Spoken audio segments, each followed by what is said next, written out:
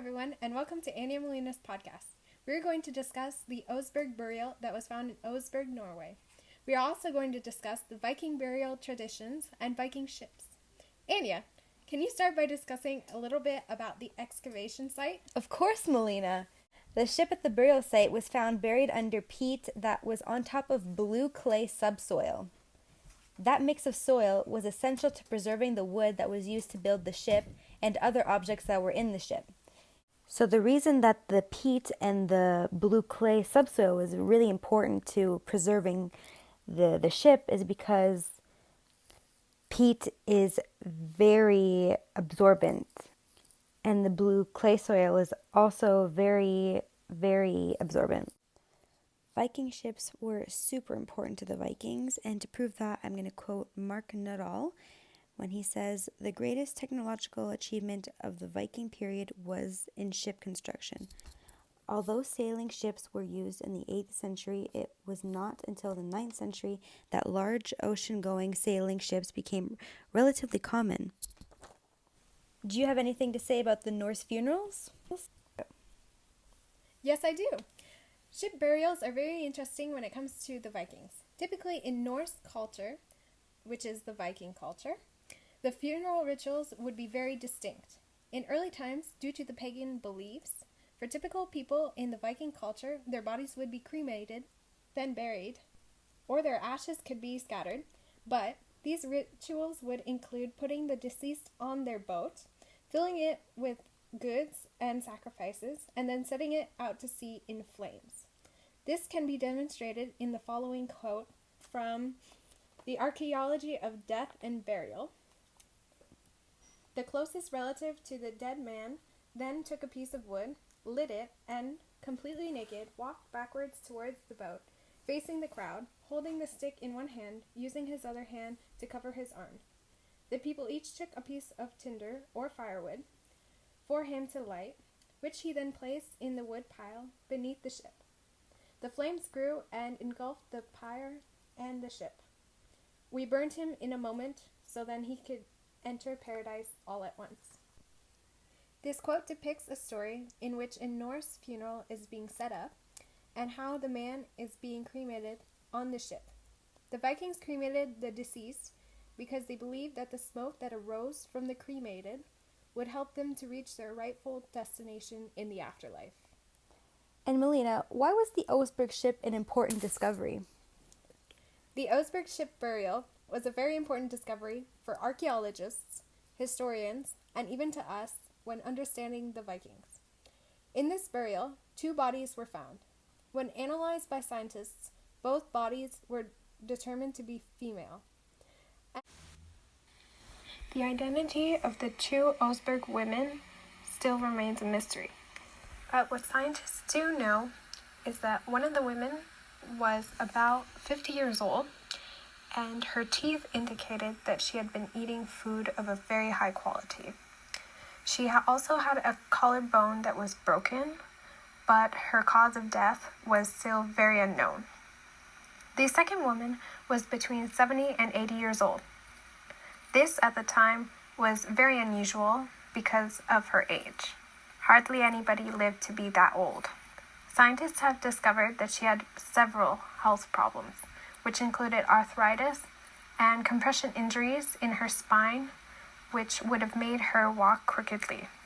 She also had a cancer that had spread to her bones. But with her was found a small leather bag full of cannabis seeds, which could have been used as a pain reliever. And they also discovered many other objects that were included in the burial of the 2 women. This can also be demonstrated in a quote from the Museum of Cultural History. The quote starts by saying, "The Oseberg ship was pulled ashore and used as a burial ship for the 2 women.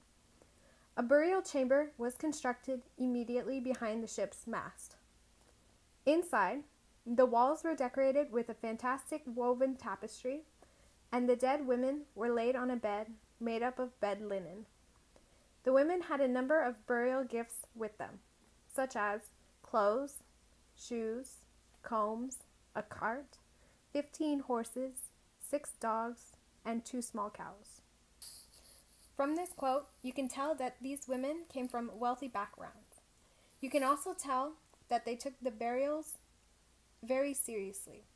By sacrificing all these animals instead of using them for their purposes, proves that they are doing the necessary things in order to ensure their acceptance into the afterlife.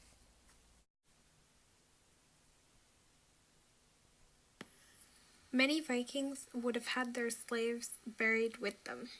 As archaeologists had discovered that there were many other bodies in the burials with the Vikings, they also had noticed that many of these bodies had been decapitated or had hands or feet that had been tied.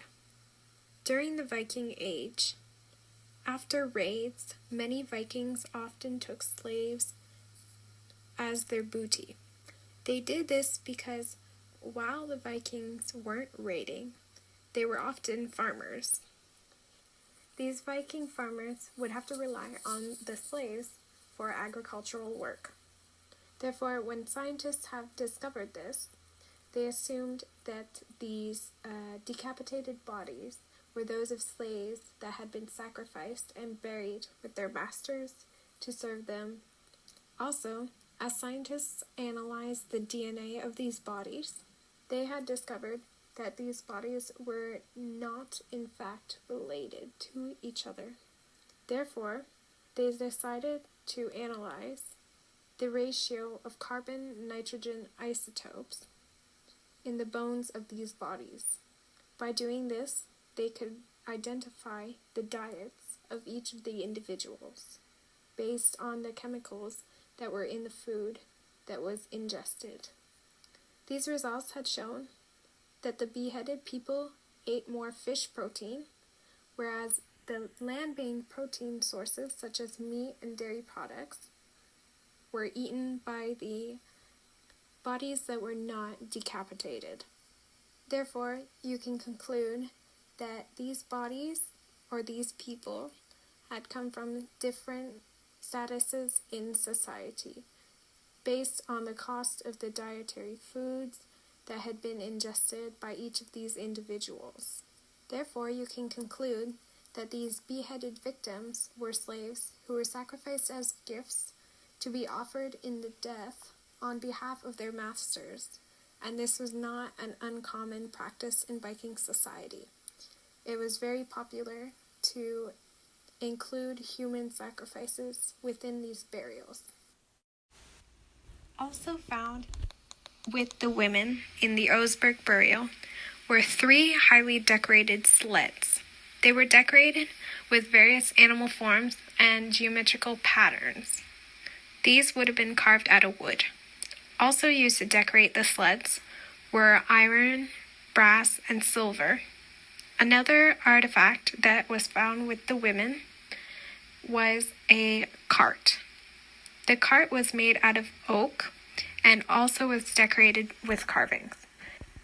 This cart would have been drawn by 2 horses, one on each side. Melina, could you tell us a little bit about the Viking burials? Yes. During the age of the Vikings, there was a shift from the Norse funerals to inhumation funerals. Inhumation funerals consist of burying the deceased in a grave that has been dug out of the ground. They can often have a gravestone above in order to identify the dead. This shift occurred due to the change in religions that were practiced by the Vikings. At the beginning of the Viking Age, Vikings mainly were pagan and practiced pagan traditions. But because Charlemagne had changed the Holy Roman Empire's official religion to Christianity, this meant that pagans were now forced to convert to Christianity. During the Viking Age, trading was very active. Therefore, the pagan Viking would have to trade with these new Christians. Christian traders tended to give more business and better deals to other Christians, discriminating against the pagans and the Muslims at the time. In order to try to avoid this problem when trading, a Viking might wear a cross when he was with Christians, only to change it back to the usual Thor's hammer when he returned home.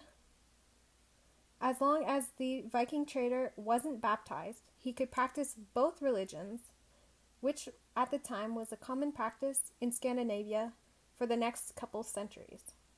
And eventually, over the centuries, the amount of pagan Vikings slowly diminished to change to be Christian. Anya, I would like to know how we know that the ship is from 834 AD. Well, the date was found through dendrochronological analysis. Dendrochronological analysis is basically analyzing wood from the grave chamber. They analyzed the grave chamber because it was most likely built for the grave, meaning it was most likely made at the same time as the burial. Dendrochronology is better known as tree ring dating. The experts look at the tree ring's width to determine a date. The dendrochronological analysis is also used to see how the environment has changed over the years. This technique is thanks to many people, most importantly including Theophrastus, who is Greek, and he is one of the first people to state that trees have rings, and Leonardo da Vinci, who said that trees grow a ring every year and that the width or the size of the ring is based on the environmental conditions. Inhumation burials are really interesting, Melina. Can you elaborate on that? Of course. Inhumation funeral practices used by the Vikings usually included burying the deceased in a grave. This can also include placing the deceased on a means of transportation, such as a wagon, a cart, or even a boat. This item would then be buried along with the body. The grave can also have the deceased's personal belongings, pets, or even servants, such as in the quote provided from the Encyclopedia of the Arctic. It starts by saying, the pagan elite were generally cremated and placed in burial mounds, stone rings, cairns, or stones aligned in the shape of a ship. Impressive mounds can be found at Bor in Norway and Jelling in Denmark. Norwegian ship burials include the large ships at Oseberg, built around 820, and the slightly later Gokstad and Thun ships. This quote describes the burials of pagan religious practicing people. These burials were referred to as ship burials because what they incorporated into the burials were the deceased's ships. This means that the bodies were buried with their own personal ships. For example, the Oseberg ship has been included in this. The Oseberg ship burial is the burial that we have chosen to focus all of our attention on. So, Anya, can we talk a little bit more about the excavation process? Definitely. The excavation lasted around 7 months. It went from June 13th to December 16th, 1904. Everything was studied on the site of the burial. There were zoologists, archaeologists, geologists, and botanists. So, Anya, that means that there must be an interesting fact or something interesting that you can tell us about this. Yeah, there's a really interesting technique that was used to build Viking ships that is called the clinker technique. Whoa, what's the clinker technique? Well, the clinker technique is done in many steps. The first step to the clinker technique is to build keels. A central one for the front of the boat, and one for the back of the boat. The keels had to be long and straight. However, it kind of has a V shape to it. The V shape was essential so that the keel can be joined with the hull. Afterwards, at fore and after the boat, that means at the front and the back of the boat in boat lingo, 2 pieces of wood called the stem and the stern are placed and attached to the level with tree nails. The next step is building the hull. The hull is built of strakes, and the first one is attached to the keel with iron rivets. The strakes are joined together until they join the stem and stern. To make sure the boat is as close to watertight as possible, the Vikings had a technique called caulking. It involved animal hair dipped in pine, resin that would be painted onto the ship. Finally, the frame is put into the ship. The frame is important because it transmits the force from the oars to the hull. So, Anya, when the boat was found, what state was it in? The Viking ship that was found in the Oseberg burial is between 21.6 to 24.2 meters long. The beam is 5.1 meters. The sides of the ship have a height of 1.6 to 2.1 meters. The ship itself is thought to be a multifunctional ship. But what's a multifunctional ship? A multifunctional ship is a type of longship, which I will discuss a little bit more about later. It's a ship that can be used for cargo and war. So, you mean to tell us that there's more than one type of Viking ship? Of course!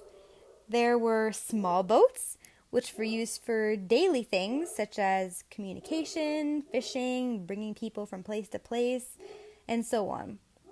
There were also warships, which are also called longships, and there are 3 different kinds of longships.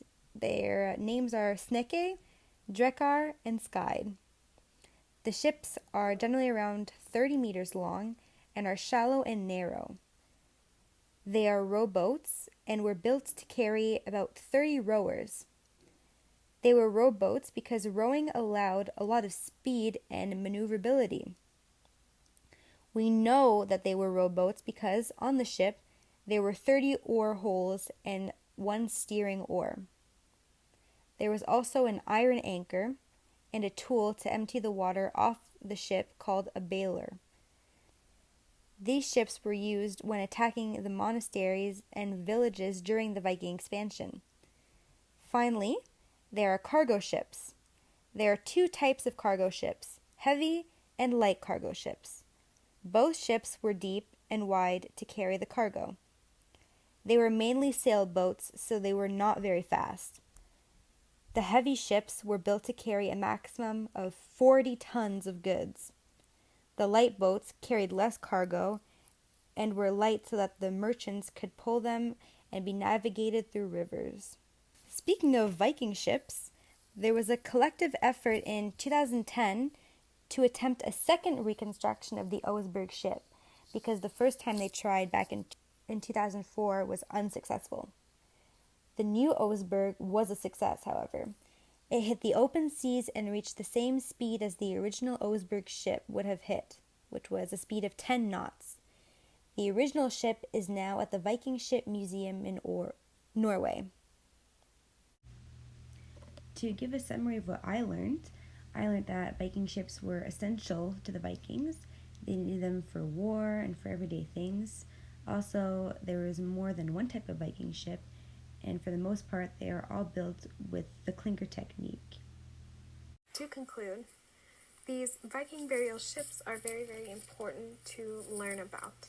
They are important to learn about to understand our past, our present, what led us to where we're at in society, and also to understand the future, what we can prevent or what we can encourage in our future. Therefore, the work of archaeologists, historians, etc., is never really over.